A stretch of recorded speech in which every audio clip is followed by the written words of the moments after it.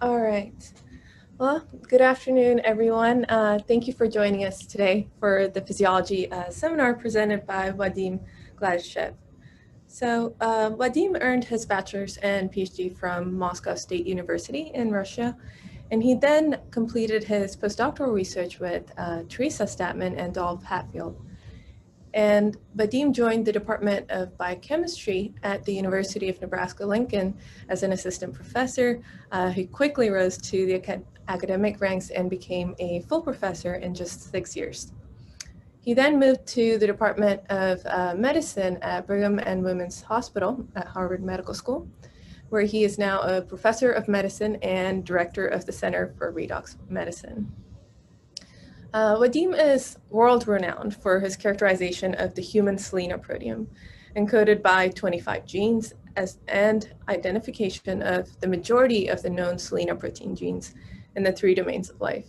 And Vadim's discoveries have had a profound impact on redox biology and the role of redox control in health and disease. And his interest in redox biology has led him to the field of aging and lifespan control, in which he has made important contributions such as developing transcriptome and metabolome signatures of longevity. He's been called the redox pioneer for rightful reasons, and his contributions to the field of redox biology. And I look forward to his talk today, entitled Quantifying and Manipulating the Redox or the Aging Process.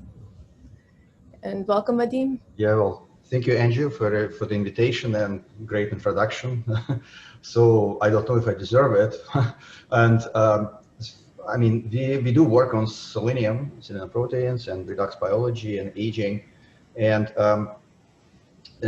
today I actually decided to talk about the aging. So it will be nothing on selenium, but hopefully this, I mean, aging kind of touches up onto everybody, and so maybe somebody will find it useful to think about the aging process as they work on their own projects in the labs.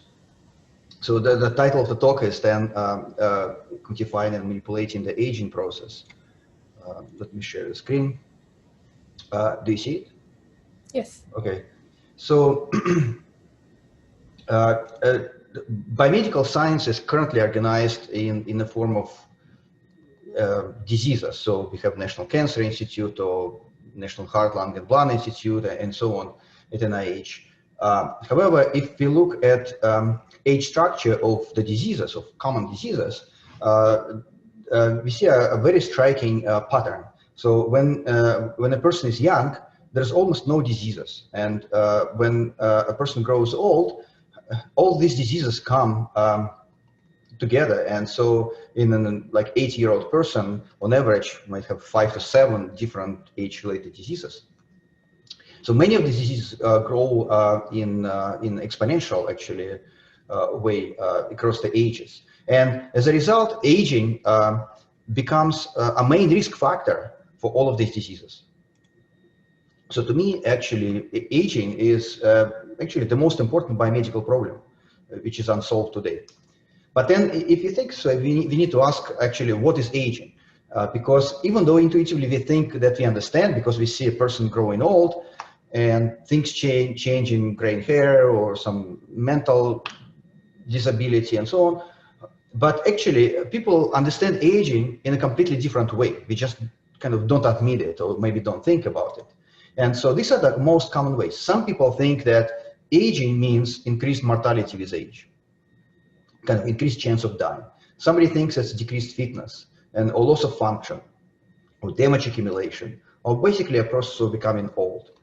Of course, all of these features, they are related to each other and they all apply, but there must be one kind of a basic, the most important one, which leads to all other kind of manifestation of aging. What is it? So for this, we need to think what is actually known in the field, or what is, because this has been a problem for centuries, right? And so many great scientists thought about it. And so I will quickly, in the form of one slide, kind of give an overview of what is known in terms of aging theory, so thoughts about the aging process. It all started in the 19th century when August Weismann proposed a program theory of aging, suggesting that there is a benefit of of aging so that organisms die and give space for the new generations, for the next generations. Well, the problem with this theory, although intuitively it kind of makes sense, that we never see, if it's a program, it must be a genetic program, but we never see mutants which stopped aging. So in any species, or in any individuals within the species, we never observe it. So another idea comes from evolution. So these two great scientists, Medawar and Williams, they proposed two ideas, evolutionary theories. One is called mutation accumulation, and another one antagonistic pleiotropy. The idea is very simple here. So in the case of mutation accumulation, for example, there could be mutations with neutral effects in early life and like early adulthood, but would have really kind of deleterious effects late in life. However, these mutations cannot be removed from the population because organisms could reproduce before these mutations could manifest, and therefore they would accumulate in the population. A similar idea is antagonistic pleiotropy, and the differences here is that the idea is that there are some alleles and genes with beneficial effect in early life. So they could be selected because of these genes we could, be brighter or run faster or maybe jump higher, but at the same time, these same genes and alleles, they could be deleterious later in life, and then cause damage accumulation and aging and death eventually. So therefore, it's not possible to remove all of this kind of damaging alleles damaging late life. However, in this case, although these ideas were proposed 60 years ago, to this day, we don't know what are these alleles, what are these genes, how many of them are there, like 10 or 100 or 1,000, and so there are a lot of questions about these theories as well. Another idea is called free radical theory of aging. I guess this was the most popular, at least very well known idea, and the idea is very simple. Oxygen, we need oxygen to breathe, but oxygen is highly reactive, it produces reactive oxygen species, they react with macromolecules and other molecules, and this damage kind of accumulates, results in aging. But then the question is, why is it oxidative damage? Why is it more important than any other form of damage? So this was unclear. So to account for that, Leslie Orville proposed the idea of translational and transcriptional errors. And the idea here is that because translation, transcription are the kind of the most basic fundamental processes, and damage accumulates in the form of errors in transcripts or splicing and protein synthesis where wrong amino acids are inserted, and this kind of proliferates and organisms die. But still, this would still be kind of limiting in terms of encompassing the entire diversity of damage. And now the idea was proposed by Tom Kirkwood. He proposed the idea of disposable soma theory of aging. And the idea here is that there is a trade-off between maintenance and reproduction. Maintenance basically means kind of protection systems in the organism. And because resources are always limiting, then some of these resources would need to be used for reproduction. Therefore, maintenance or protection cannot be perfect. And because it's imperfect, damage accumulates and organism dies. But then here is the problem that maybe we could imagine a situation when organisms live in a space where resources are unlimited for a few generations, and maybe they should stop dying, but we never observe that. And the final idea is called hyperfunction theory of aging, proposed by Mikhail Bulgasklonny, and he suggests that aging is kind of continued development. So meaning that there is a trajectory of developmental program, which is essential program is needed, but there's not enough evolutionary pressure to stop this program later in life, and it kind of continues that trajectory and eventually causes overactivity of certain genes. And as a result, later damage accumulates and organism dies.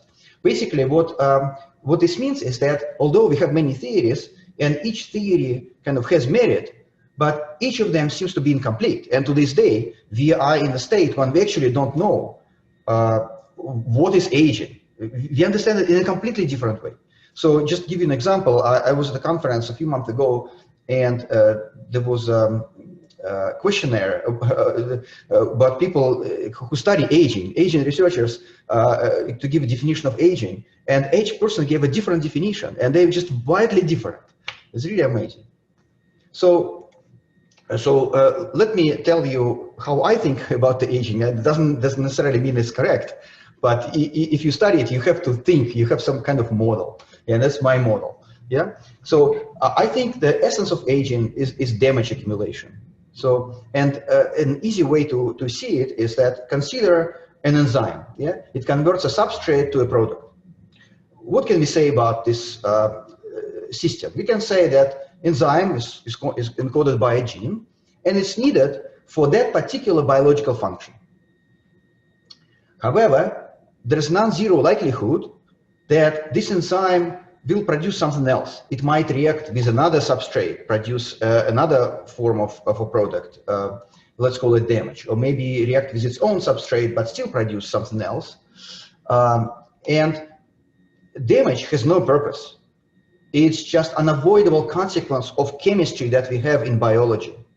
So, but because this damage is not just random damage, but the damage produced by a particular enzyme, yeah, this damage comes as programmed. It's a generation of damage. This damage is kind of programmed in the genome because there is a program for this enzyme. There is a genetic program, a gene. Yeah. So therefore, we have this kind of programmatic features of aging. But also, this means that because I didn't tell you which enzyme is this enzyme, it may be AMPlase, like selenoprotein or maybe thyrodoxyreductase, or maybe something else. But because, let's say, in selenoprotein O, it uses selenium. Yeah, selenium is toxic. So yes, you need this enzyme to AMPlate proteins, but at the same time, because of selenium, it would produce reactive oxygen species, and therefore damage would be some contribution to damage would be unavoidable. If we expand this idea, we would say that damage comes from every biological system, from every biological function which is used by the cell or by the organism. And it could be, for example, byproducts of metabolism or mutations or epimutations. Could be transcription translation errors, or could be imbalance in protein complexes in tissues. All kinds of different other known and unknown forms of damage. So in my lab, damage is actually, it's a little bit a limiting term. It's not just kind of molecular damage. It's really age-related negative consequence of life. Yeah. So we call it the deleterio, which stands for age-related deleterious changes. It's not just molecular damage. For example, a slightly altered level of a hormone would be a kind of age-related, deleterious change, or kind of slightly altered gene expression, or maybe like an extra cell in a tissue. It could be slightly damaging. And therefore, we use this called the deleterio. Again, to stress, so every biological function would produce damage. And also, none of the damage forms is major. Damage is also largely non-random damage, as I told you here, because it has these programmatic features. And also, this means that all functions, I told you about antagonistic pleiotropy, exhibit antagonistic pleiotropy. So the search for antagonistically pleiotropic genes is kind of meaningless, because the entire biology is antagonistically pleiotropic. It's needed to support certain functions, but as a consequence of these functions, we produce damage which accumulates and eventually organism dies. So presumably the damage can be diluted, for example, in bacteria, which do not age. They symmetrically divide and they can dilute this damage. But if you have cells or organisms which have cells or maybe structures like skeleton and so, which cannot be completely replaced, kind of aging would be unavoidable. We cannot stop aging, probably, at least in humans. But then, if so, then that means age-related phenotypes, like mortality or fitness, or maybe some markers of like epigenetic age, and so on, they will be the derivative of this kind of global damage accumulation. So, of course, if this model is correct, it's on one hand, it kind of simply explains the situation, but on the other hand, it makes it really challenging to study it, because how would you study? Because if the damage comes in trillions, billions and trillions of different molecular forms, each one really with small contribution, and none of them would be causal on its own, how would you study it altogether? So we had this challenge, and I will give you a couple of examples how we do it.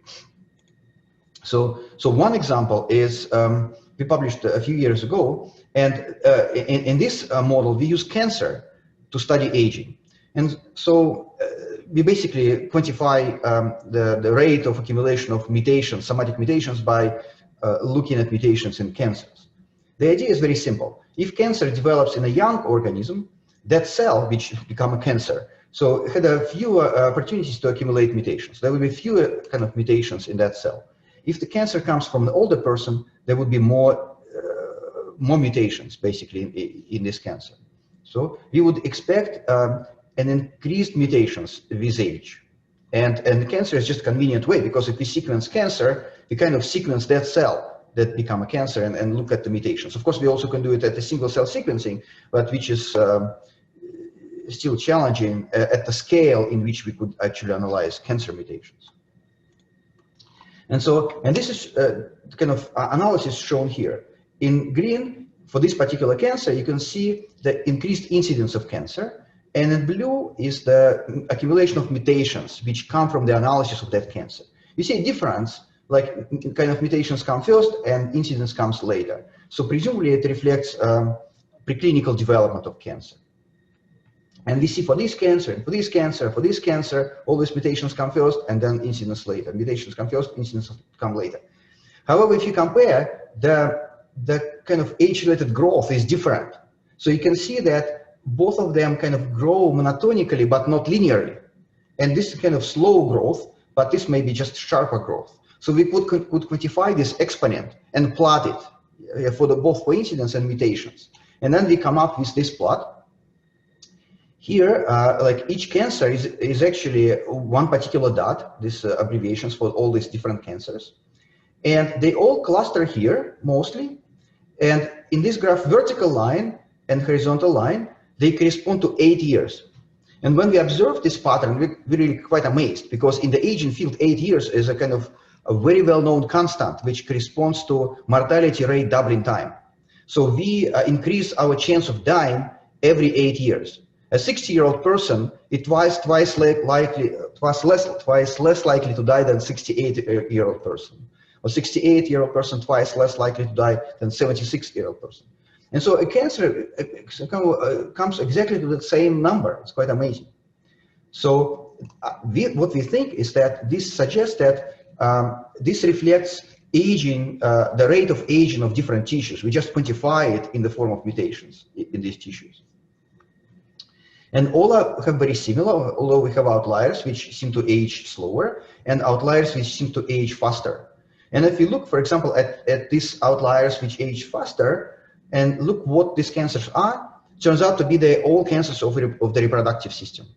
Ovarian cancer, prostate cancer, testicular cancer, breast cancer, and so on. And it seems like what this suggests to us, it's still a hypothesis, but it's possible that the reproductive tissues in human age more rapidly than other tissues. Perhaps reproductive system develops later, but then it also ages, the rate of aging is higher in the reproductive system. It seems like, based from this analysis. You also see differences in kind of gender differences in aging rates. So a typical cancer would be like this, like stomach adenocarcinoma. This would be mutations in women and in men, and this would be mutations in women. So men have a higher mutation rate, so higher rate of damage accumulation. I mean, just for our purposes of studying aging. And most cancers are like that, but there are some cancers in which mutation rate is similar in men and women, like this head and neck squamous cell carcinoma. And there are some cancers, very few, in which it's opposite. And when we look at it, actually also it makes sense. For example, breast cancer, mutation rate in women is much higher than in men. So this was kind of nice way for us, initial way to quantify the aging process by simply looking at mutations. Okay, another example, before another example, I want to say a little bit also about mutations. So far I told you about somatic mutations, accumulation of mutations as one form of damage with age. However, we start our lives with existing damage as well, and this also can be quantified at the level of mutations. So for this, we analyzed several databases looking for mutations with different allele frequency. So, and it's shown here. So this is more common mutations and rare and even more rare, and this ultra rare mutations. Minor allele frequency is very low here. Yeah? And then we associate these mutations with particular phenotypes. For example, we look at this data set, which is UK brain data set for like older people, and looking at the lifespan, and ultra rare mutations are associated with that. Also UK Biobank for lifespan and also for health span, you see a significant effect. Health span means the age at which a first age-related disease is detected, like diabetes or cancer or heart disease, Alzheimer's, and so on. There is association, and we even see this at the level of the mother age at death, because mother and father, they give contribution about 50% of the genome. So even if we diluted 50%, we can still see this effect. Yeah. But it's only for the ultra rare variants. It seems that each genome, actually here is shown, so we quantify it across the population, and we see that on average, each person has 6 such mutations. These mutations are ultra rare protein truncating variants, mutations which disrupt opening in frame. For example, there is could be appearance of a stop signal, or kind of a change in the splicing signal, or frame shift, or some other mutation which completely disrupt opening in frame. Each person has about 6, and if we split this distribution into bins and analyze a bin which with the least number of mutations and with the highest number of mutations, and look for survival, and it's shown here, you can see that even if you follow people for just only 10 years, you can clearly see a difference in survival. And people with high number of such mutations, which produce initial damage when we start our life, already contributes to this difference in survival. So, and okay, so this is another example of how we study it. So in this study published a few years ago, so what we did, we asked a question whether damage that accumulates in organism is causally contributing to the aging itself. So, and to test that, we wanted to reintroduce that same damage in the organism that accumulates in that organism. How can we do it? So the design of this experiment was such that we would take yeast cells and prepare old yeast cells. We homogenize them and make a medium based on these old yeast cells, as well as medium based on the young yeast cells. And then we grow yeast on this media, young or old, and then we compare lifespan. In the same way we do in flies. We collect 5,000 old flies, homogenize them, and make a medium on which flies grow, as well as young flies as well. And in the case of mammals, what we did, we went to a farm and took like old deer and young deer and used the skeletal muscle and replaced animal components in the mouse chow with animal components from young deer or old deer, and developed this diet and feed diet to the mice. And so in each case, we observed that young diet actually extends lifespan. So the idea here is that when organisms consume diet based on old organisms, they consume more damage, and with the nutrients, that damage also enters the organism, and it results in a shortened lifespan. So we think that, although in each case we cannot be 100% sure, but because in all of the 3 cases we see the same effect, we hypothesize that actually this damage is kind of causally linked to aging. So the conclusion here is that molecular damage is deleterious, causally linked with aging, but also it means that actually it can affect lifespan through diet. So for humans it's probably not applicable, because here these organisms, they eat this diet for their entire life, and we see actually a very small difference in lifespan, maybe at the level of 15%. So for human, I wouldn't advise, actually would make no difference if you eat young food or old food. But in terms of science, I think it gives us some insights. Okay, here I want to stop just for a minute and ask if you have any questions so far, and before I kind of continue with ideas of how we could use this knowledge to manipulate lifespan. I think Ilya has a question. I will allow him to ask his question now. Hi, Vadim.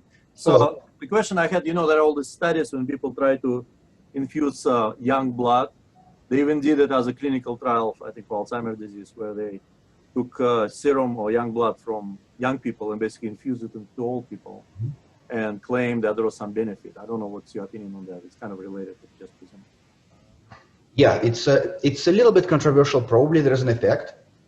It's done this Tony Viscare. He has published a lot of great works on Yeah, this. there is even a company that doing it. Yeah.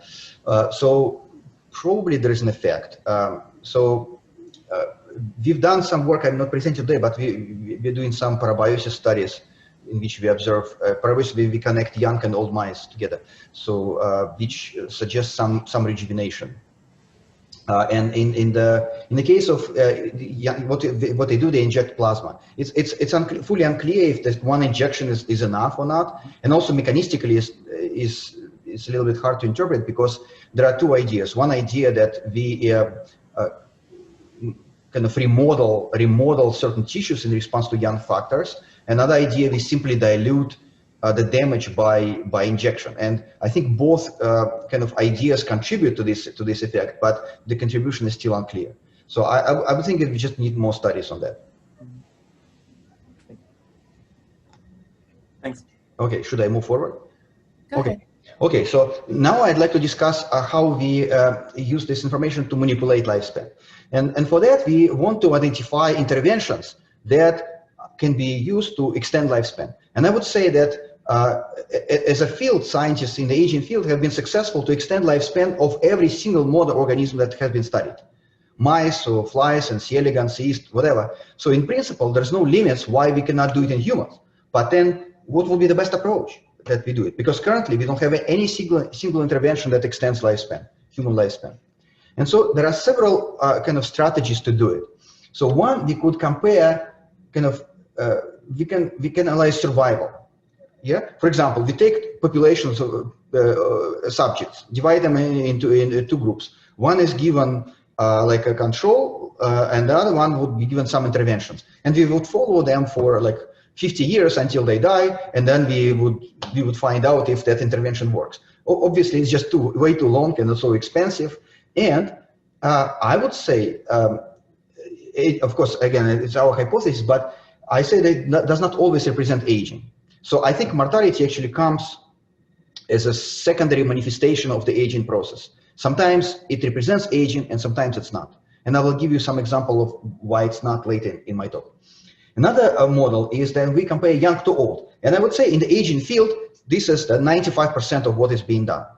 Somebody collects samples from the organism who is young and then old, and then compare them if there's any difference. And then say, okay, something decreases, oh, it must be bad. Let's normalize it, bring it back to the kind of young level.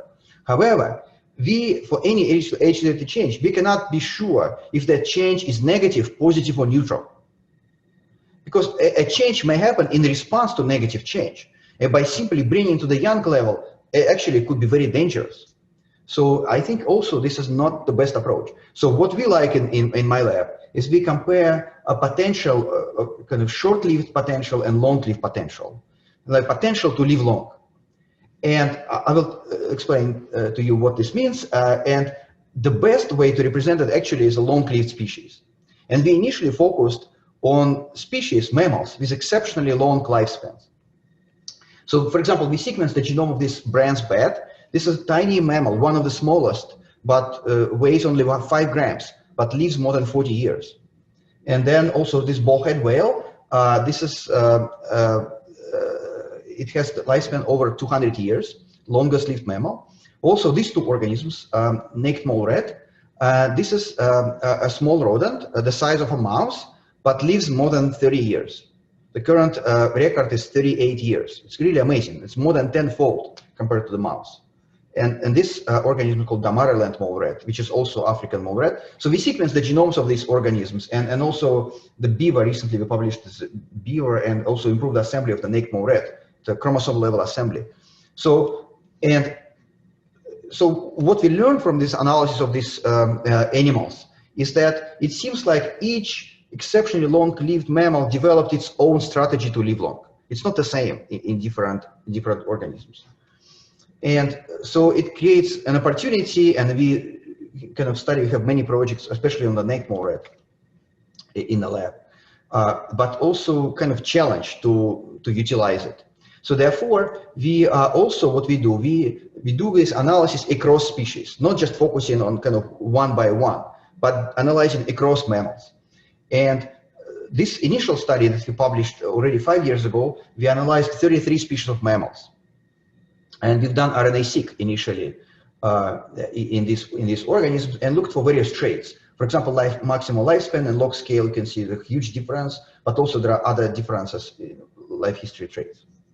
So I will just show you one slide how we do it. But basically, we've done it in 3 organs, in brain, liver, and kidney, and multiple representatives of each species. So it's a huge RNA-seq project. And we identified in each tissue, identified about 1,000 genes, which represent the potential to live long, expression of which represents the potential to live long. Basically, it explains how nature adjusts lifespan across evolutionary time scales.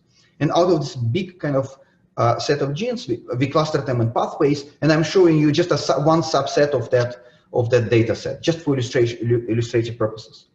And it's shown for the liver, brain, and kidney. And you see 3 clusters.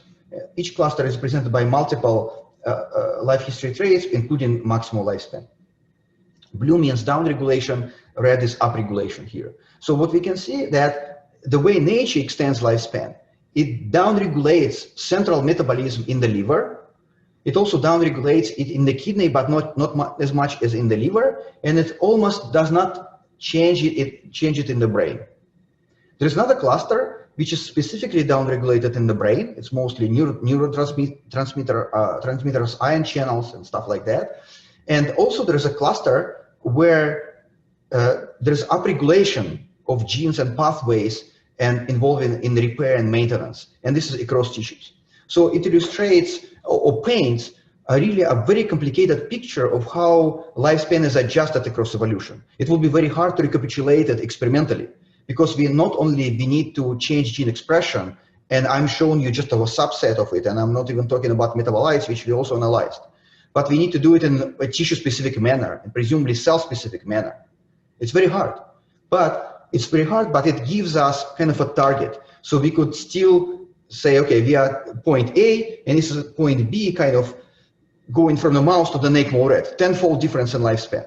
But maybe we can move in that direction. Maybe we can design a system that would shift it from the direction of a mouse towards the neck more red, maybe 10% of it, and we would be able to extend lifespan maybe 2-fold, something like that.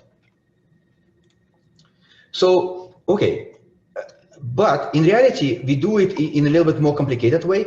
So, as I told you, we analyze this evolutionary signature, and currently we have data which is still unpublished on 41 species of mammals, differing 30-fold in lifespan, and we've done it primarily in 3 organs, and in some cases up to 6 different organs. In addition, we have signatures based on known interventions. What we've done, we analyzed all the best ways known to extend lifespan in mice. We feed mice with these interventions, collect tissues, and do omics analysis. And also we do this across cell types, because there are some cell types within the body which have widely different lifespan. For example, neurons, they develop still embryonically and then stay for the entire life. Whereas some cells in the blood, they change every few days. So even though these cells have the same genome, but the lifespan is widely different. So we do these signatures across cell types, across interventions, and across evolutionary time scales. And then we integrate these signatures into kind of general longevity signatures. Just some examples of application of that. In this case, we published this paper last year on the analysis of 17 interventions that extend lifespan in mice. And this is analysis in the liver only, shown here. So this is a Spearman correlation matrix across all these interventions based on gene expression patterns. And red means kind of they are similar to each other, highly correlated. Blue means a negative correlation.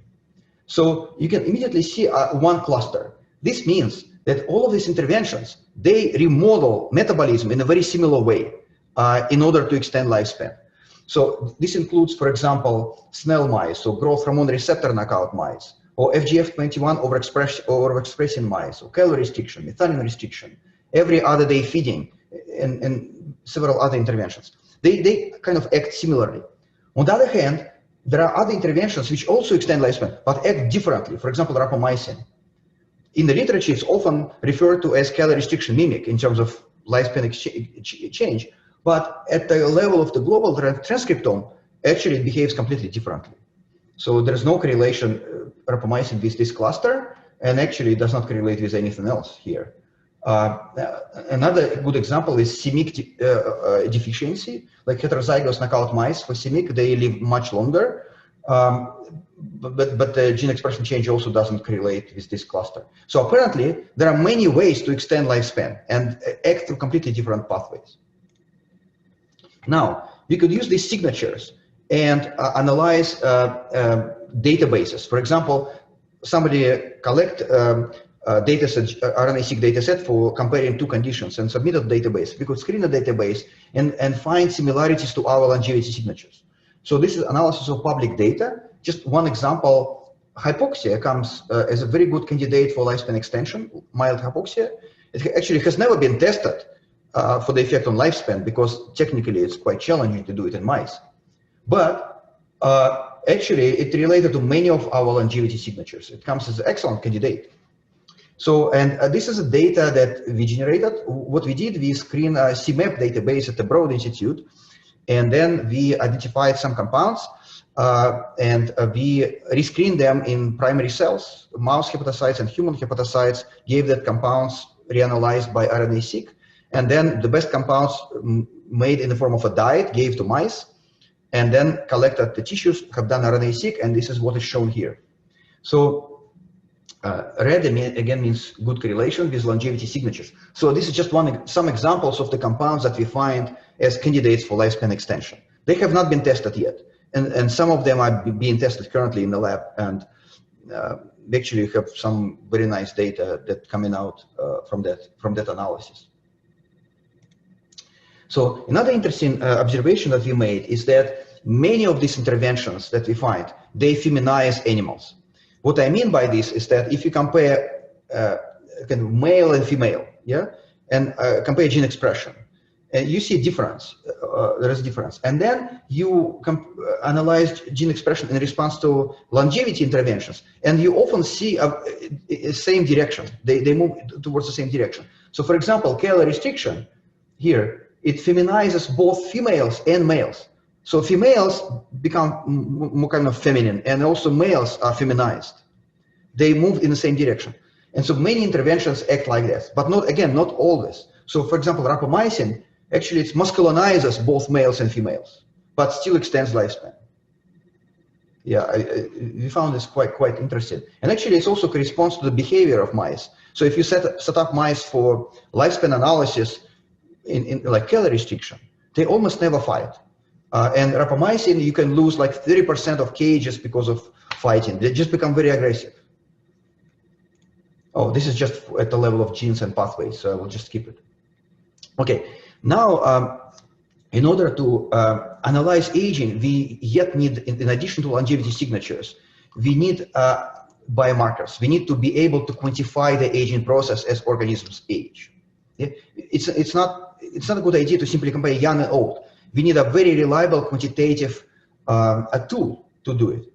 And I would say in the field, there has been a revolution, which started by Steve Horvath. He's a professor at UCLA, who developed so-called human epigenetic clock. The first clock was published in 2011, and I guess this is the most famous paper in genome biology, which is now cited many thousand times. And then this is some of other famous aging clocks. The field is so huge that now there's just conferences just on a subset of these clocks held. It's just really amazing, and just everybody is using these clocks in the field, including us. And so what we did, we focus on clocks in mice.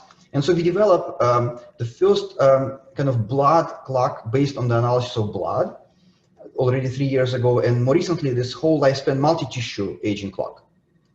But also in mice, there are other groups, they published other clocks as well.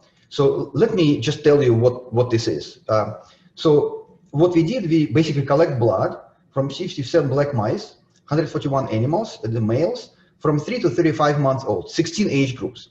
And then we sequenced it by the method called reduced representation by supply sequencing. So we would quantify methylation level at several million CpG sites. And it would still be maybe 30%, maybe half of the genome that we could cover in terms of methylation patterns. But for cost purposes, we did this method instead of whole genome bisulfite sequencing. And then we use machine learning and specifically elastic net regression to identify a subset of CpG sites that kind of represent a mathematical model, each site with a particular weight in the model to quantify the aging process. And this part shows the distribution of these sites. We have 90 sites. They are scattered across the genome. This is chromosome 1, 2, 3 in mouse, all the way to here. And you can see some with positive weight, negative weight, and they are like scattered across the genome. They are everywhere, enhancers, promoters, introns, UTRs. There is no particular pattern. There's no particular set of genes. They are just kind of there in the genome. And somehow they are able to form this mathematical model that predicts age very accurately. So for example, here we quantify, this is the actual age of a mouse, and this is the predicted age based on the clock. And this is our 16 age groups. You can see here, they represent aging. And then in red, I show mice which we subjected to calorie restriction for age groups. And you can see that in each case, chronologically, they are the same, but biologically, they are younger than their chronological age. So we know that calorie restriction extends lifespan, but based on the clock, these mice are actually younger. It's kind of nice. This is example when we analyze chronologically identical growth hormone receptor knockout mice and wild type mice. And you can see that the growth receptor knockout mice are biologically younger based on the clock. And they are also known to live longer. This is another example in which we take fibroblasts from adult kidney and lung and express Yamanaka factors and convert them to induced pluripotent stem cells. And based on our clock, even though it was developed in the blood, the age goes to 0, which suggests that this clock also can be used to study rejuvenation, at least in the case of fibroblasts going to iPS cells. Our major focus is epigenetic clock, but actually but we also have developed many other clocks because in principle, you could quantify any age-related change. Transcriptomic, metabolomic, we published the ionome-based clock, which is based on the chemical composition of the tissue. We have this metabolite gene expression clocks. We have ongoing work in which we quantify age of mice based on photographic images of mice.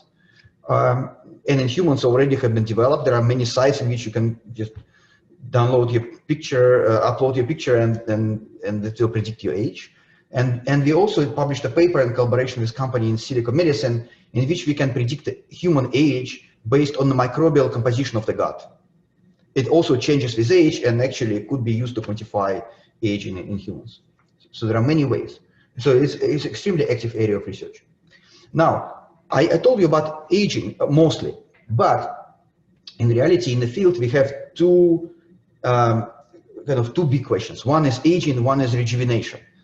They're different. So aging in this slide goes vertical direction, and we can develop the strategies to slow it down, like by these steps: calorie restriction, rapamycin, metformin, and so on.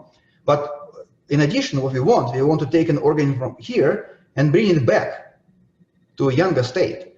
And we know it's possible because of the example of induced pluripotent stem cells. We can take an old cell and make it young. Yeah, this is amazing Yamanaka's discovery, which I don't think he really thinks about the aging or thought about aging when he discovered it, but in aging or rejuvenation research is just extremely important. So, but even within rejuvenation, we have to consider two processes. One is so-called partial rejuvenation. For example, when cells senesce, we could develop senolytics to remove this kind of damaging senescent cells, and this would make an organism a little bit younger. This would be partial rejuvenation. Or for example, we could partially reprogram an organism like by expressing transiently Yamanaka factors and make it a little bit younger, or some other like a telomere expression and so on. But also there is a complete rejuvenation in the case of somatic cells going to iPS cells. And I will give you one more example just in a few minutes. Yeah. So now, just to summarize this part, I wanted to show you like our kind of summarize our big strategy, because it's the largest project in the lab currently. Basically, we want to have a screen to identify aging and rejuvenation interventions. For this, we analyze long-lived states. We study longevity of cell types, like I told you, across cell types, across mammals, as well as across longevity interventions, develop longevity signatures, and use them to screen. In addition, we have these aging patterns based on age-based clocks, also phenotype clocks, and I didn't tell you, but we also develop this aging signature, age-related changes. They become aging biomarkers, which also can be used to screen for in the screen. And finally, this rejuvenation kind of ideas, I guess it's ongoing work. We really haven't published anything on that. But apparently rejuvenation kind of direction and aging direction is not necessarily the same. The signatures are also different.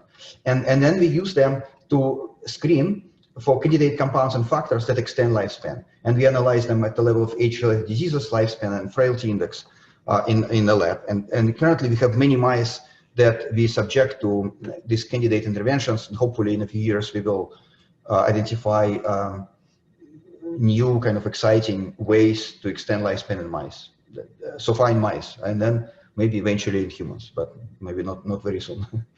Anyway, here I would like to stop again and ask whether you have questions, and after that I will have like 2 very small stories to conclude my talk.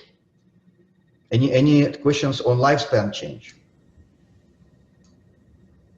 Vadim, I have a question. Mm-hmm. So you mentioned that, damage is inevitable. And in the organisms that have really long lifespans, such as naked mole rat versus a mouse, how do these organisms cope with the damage in terms of the repair mechanism? Because the repair mechanism seems to be kind of a hot area on your map that you also showed us. Yeah.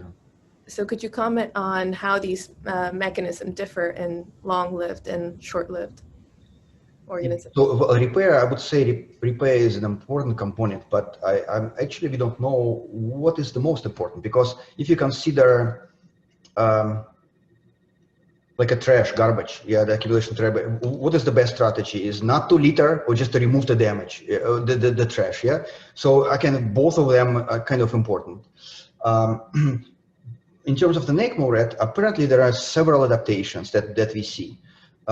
So they have altered protein synthesis translation. They are much more accurate in synthesizing proteins.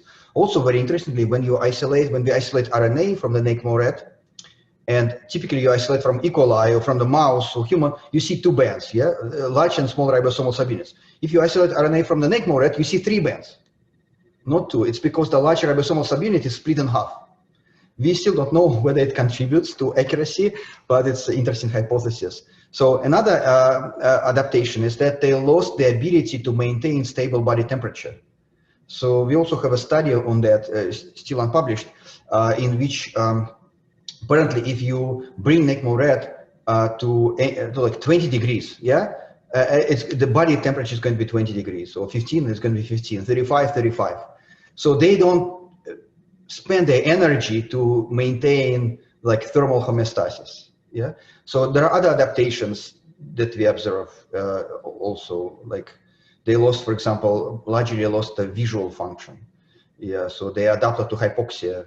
So they can, if you place them for 20 minutes with no oxygen, they can survive. So they don't feel certain types of pain. And there are several really it's really the most amazing mammal, I would say. Anyway, let me go to the next topic. Okay, so 2 small stories. One story is on COVID, just simply because it's just so relevant now.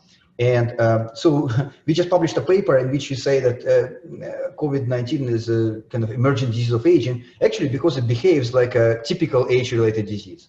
So for example, if you look at the rate of infection for men and women, it grows with age, but then after the age of 40, there's not much difference. However, if you look at mortality, there's a very clear pattern. There's exponential growth. It's a Vanel's case fatality rate. And if you can plot this exponent here shown for different countries, it comes exactly to this human mortality rate doubling time. So it's all close, and it suggests that for at least for treatment, it should be treated as age-related disease, and therefore, if we would be able to slightly reduce the biological age of a system, of a subject, then we should be able to protect that person from dying, partially protect from dying from COVID-19. So, and this idea is just being really kind of hot in the field, and a couple of companies now test this idea. So we also found that actually the receptor for SARS-CoV-2, ACE2, actually increases with age in the lung. So this is on subjects not on ventilator, because ventilator somehow changes that, but it may contribute as well to age-related patterns. And also this is still unpublished data, we carried out this multi-instrument Mendelian randomization analysis of lifespan-related traits in COVID-19. And we observe a strong effect for several kind of aging-related traits. Longevity here means living to 19th percentile, 90, kind of people who live long. A lifespan is just absolute year, how long do people live. And this combined trait, which we combine all three. And health span is again age at which first age-related disease is diagnosed. And we see a strong effect in the case of lifespan and also longevity here. What this means is that genetic variants that predisposes people to live long is also protective against COVID. Yes, have same effect. So also we did this kind of biological age analysis at the level of 3 different biomarkers. This phenotypic age, which is based on biochemical parameters of the blood, this so-called DOSI, which is analysis of cell blood composition, blood cell composition, and also physical activity, which is basically the number of steps a person makes a day. And in all 3 effects, all 3 kind of biomarkers, we see the same effect. So like increased phenotypic age and also increased this DOSI age are associated with increased COVID incidence. And actually lower physical activity also is associated. So kind of, this is bad, but physical activity is good. Yeah, physical activity protects against COVID. Yeah, so again, so it suggests that there's association biological age and the risk of COVID-19. So just quickly, conclusions for this part. We think this COVID is a disease of aging because we see similar patterns of case fatality rate and all-cause mortality rate. We find that genetic variation that supports long life is actually protective against COVID-19. That we find that elevated biological age is associated with severity of this disease. And I showed a little bit, I guess. Men and those with comorbidities are more susceptible, and also lung ACE2 gene expression increases with age. So what we think, this suggests that we could use an intervention, anti-age intervention, that could be anti-COVID-19. So maybe, for example, it could be calorie restriction that could be protective, maybe rapamycin treatment, or maybe some other interventions that can be tested that could be protective. Because now we're still waiting for vaccine, and antiviral, therapeutics do not really work. So this is an opportunity actually to decrease severity of COVID-19. So that's what we think. Finally, okay, small story about the beginning of aging. I wanted you to think about this because it kind of would illustrate why it's so important to think about the basics of aging, about the molecular mechanisms rather than kind of just consider particular manifestations of aging. So most people in the field, they think that aging may be defined by this. Something ages if it's more likely to fall apart tomorrow than today. Basically, most of demographic, for example, aging is analyzed by the level of human mortality. And indeed, if we observe changes in mortality, it is a log scale, and this is years. You can see actually linear dependence in the log scale. Green is all together, blue is men, and orange is women. So men, they live shorter. They also seem to age faster than women. Yeah. And so the idea here is that, okay, to understand, to identify the beginning of aging, we could simply approximate this dependence to here and find the beginning of aging. Yeah. However, there's a problem, because if we look at the actual pattern, it's like this. There's a bump here, and then it goes to minimum here, and then suddenly it grows here. So if you look for mortality, actually, this one, it could be very misleading.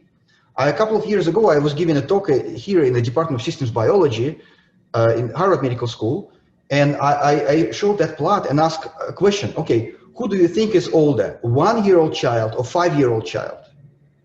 And the professor was sitting on the front row and said, mortality is higher in the 1-year-old child, that means this person is older. I see this, but it makes no sense, right? So 5-year-old must be older than 1-year-old, but based on mortality is like that. It just illustrates that mortality is not always good indicator. Another good example is naked mole rat, actually going back to that species, because mortality in the naked mole rat does not increase with age. But does it mean that the animals do not age? I think they do age. So as a result, in the field, there is all kinds of these ideas. Some people think that aging begins at the age of maybe 40, looking phenotypes like a graying hair or baldness or whatever, and the completion of development maybe at 20, or puberty the age of 13, or maybe minimal mortality, actually the minimal mortality at the age of 9, or maybe birth, or maybe conception. When is it?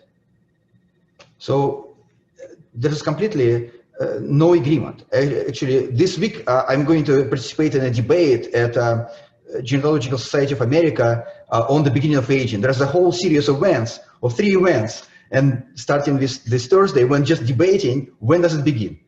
So I want to tell you what my thinking is. Anju, do I have like 3 minutes, or I should stop here because I can see that we are already, you know, at 3 p.m. Paul, it's... Well, since we had a late start, I think we can go a little bit over. Okay, just there are maybe 3 or 4 slides here. Okay, so what I think... No problem, take your time. What? Yeah, no problems. Okay. So to resolve this, we really need to think about the nature of aging. And I think the nature of aging is damage, right? So let's look how damage accumulates, not how mortality changes, but how damage accumulates with age. And if you look at the damage in the form of mutations, we basically use the same method as I told you at the beginning by using cancers, except here we use childhood cancers. We see the mutations accumulate. There's no U-shaped curve like here. You see U-shaped curve here. No here. It grows from the beginning and later, yeah? And also if you look at epigenetic age change based on the clock, in humans and mice, there is no U-shaped curve. Damage in the form of epigenetics and also genetics accumulates starting early and then it grows always. So we think that aging begins early on. It's not at the level of completion of development or puberty or minimal mortality, as most evolutionary biologists would think. And not late in life, as most epidemiologists would think, but early in life. But when is it? We wanted to address that question. I only have hypotheses, I will tell you. So for that, we need to think, go back to August Weismann, the one I mentioned to you, program theory of aging. So he proposed that there is a separation between ageless germline and aging soma, yeah? And if you go to literature, there are thousands or maybe tens of thousands of papers basically say germline does not age. And of course, this is true because if germline would age, that means that in each generation, you know, the life would begin at older age and eventually we would be extinct because we would age, yeah, with each generation. So we have to maintain the same age. So that means germline should not age.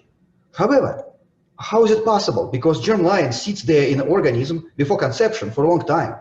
So it must accumulate molecular changes, maybe mutations, epigenetic epimutations, or you know, some kind of byproducts, or maybe modifications of long-lived proteins, or stuff like that. So this means that this damage somehow needs to be removed. So for new life to begin in the same young state, biological age must somehow be decreased in the germline. So our idea is that germline ages during development and adult life and is rejuvenated in the offspring after conception, because that's the only place for it to be rejuvenated. So this is our model currently, which we're currently testing in the lab.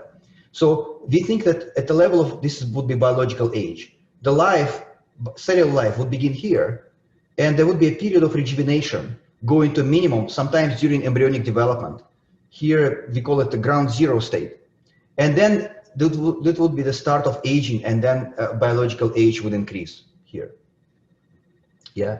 So we don't know exactly when it is. It could be somewhere between the blastocyst and pharyngeal state of development, but there's many parallels to this kind of evolutionary model of, I don't know if you heard, there's hourglass model of evolution and so-called phylotypic state here. So the idea is here. So at the level of like a zygote, vertebrates are very diverse. You can easily distinguish like a frog from a fish or from a human, yeah?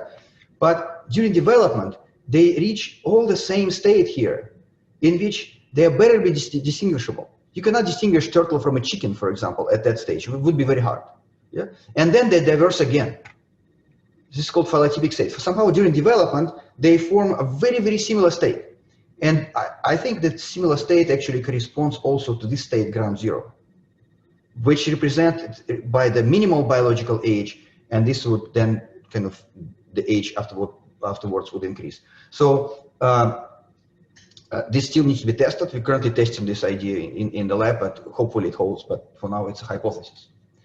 So what this means, if it's true, it means that we could define or better understand aging and development and also relationships between them.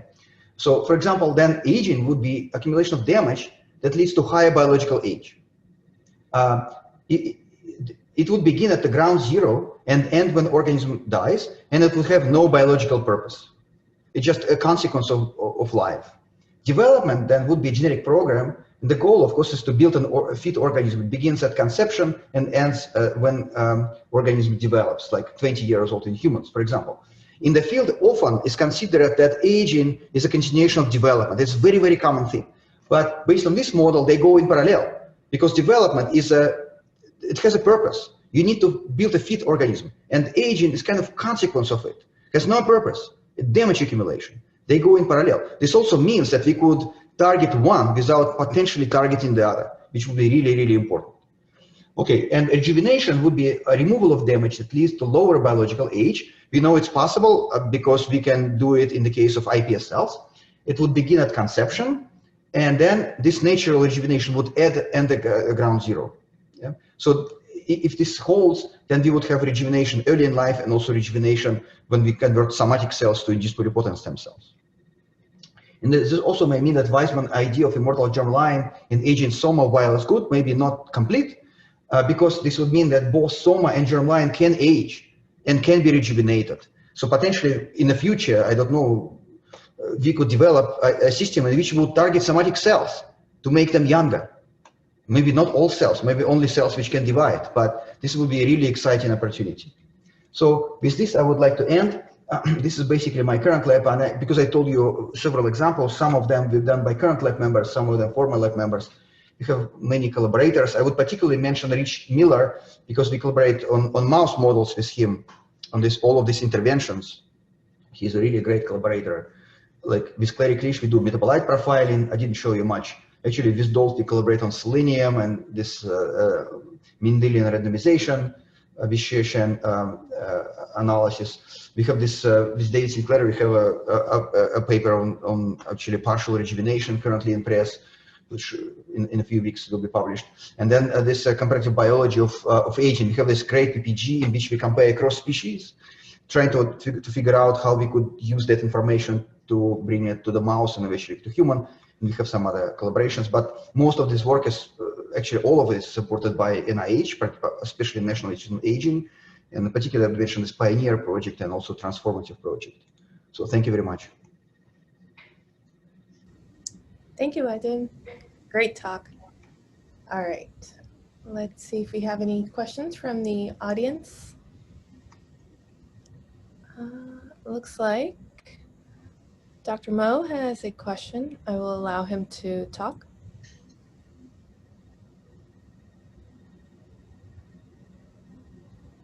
Can you hear me now?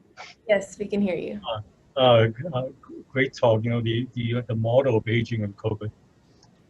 It's interesting and it's really topical. I think it's very difficult using epidemiology to dissociate aging from general health. The older you are, the more conditions you have. I mean, we are a hot seat here in Dallas compared to back in June and July. That surge, we're seeing more young patients with COVID. But these are not healthy young people. These are 30-year-olds with really bad diabetes. They have hypertension. They may have underlying cancer. So it's really difficult to separate out. In general, you do better when you're young. But a 35-year-old, you end up in the ICU and end up on a ventilator. They are almost the same as a 70-year-old. So it's very difficult. I mean, I think your theory is fascinating. It's very difficult to separate that from general health. It'll be great if age is really an independent factor. I'm not an epidemiologist, but I think it's a real challenge to make that call. But it's interesting. It's interesting moment. Yeah, this is a great comment. And it's true. It kind of relates to the question of the relationship between aging and age-related disease. And it's also like a debate in the field whether aging may be viewed as a disease or not. And there's a difference of opinion on that. So somehow, of course, there are cases of 35-year-old people going to ICU and dying. On the other hand, we have to look at statistics of different age groups, and statistic actually shows that the chance of dying for 35-year-old is really, really small. Of course, there are some who have particular pre-existing conditions, and kind of the way I visualize it is that what COVID-19 is, you have a limiting condition. It kind of induces stress and temporarily reduces the biological age, and it can go through a threshold in which organism becomes inviable because of the limitation of one particular system. This is kind of similar to what we observe when people die later in life. But again, so this is an ongoing kind of research, and as I said, it's not fully resolved. This idea between age. No, I think it's a great theory that COVID reduces the functional age. I think it's fascinating. Yeah, it's very hard to show as we look at these guys in the hospital. Thank you. But what we think still, because our calculations suggest that if we would be able to reduce the biological age to maybe 1 year, let's say take 60-year-old person and make biologically this person 59-year-old, even temporarily, we would be able to decrease mortality, not infection, but mortality about 20%. Yeah, no, I hear you. Yeah. Thank you. And I think Ilya has a question as well. Hi, Vadim. So it was a very good talk, very interesting. But what I wanted to ask you about this caloric restriction idea. So my understanding has always been that it works great for C. elegans because it goes through insulin. Hold on just one. I think we lost Ilya. Oops, sorry. Ilya, can you hear me? Okay. Sorry. Can you hear me? Yes, now can. Yeah, so the question was, my understanding has always been that in caloric restriction, for C. elegans, it works really great. It's like expands lifetime by twofold, right? Working through insulin signaling pathway. But how convincing it is for the mammalian system, and how does it work in mammalian system, if it works? Well, yeah, it's not perfect, but it's the best we have currently.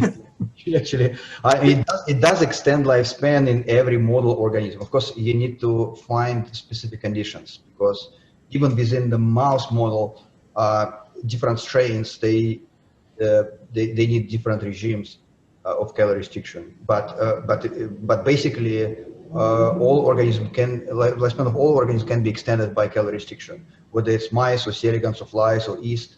There is a benefit. There's a clinical trial called Calorie in humans, and we don't know the effect on lifespan because it's impossible to test. But based on other parameters, biological age and many other things, it's beneficial clearly to humans. But again, so it just for different individuals, different regimes might be needed. And what's the mechanism there? Or is because for C. elegans it's pretty clear, but I'm not sure what Is it because the less ROS generated? The way we think, it's kind of remodels metabolism. Basically, these interventions that extend lifespan, they are always cases when we can dramatically change the organism, remodel it basically. Like shift, for example, from the glycolysis to respiration. That often kind of works in many systems. And then, and this way, not only you kind of shift the set of damage that accumulates. So kind of overall, kind of we call it the deleteriome becomes kind of smaller or accumulates less when animals are subject to calorie restriction. That's kind of thinking. And it's reflected, it can be seen at the level of the transcriptomes or metabolomes or oxidative damage. There could be many. But the problem is that if you look at individual kind of changes, like for example, oxidative stress is always, sometimes is misleading. We cannot just follow oxidative stress. It's something like telomeres as well. We just need to look at the entirety of the cell. Because there could be a situation when oxidative stress is higher, but actually our organism still feels better because other forms of damage are decreased. Thank you.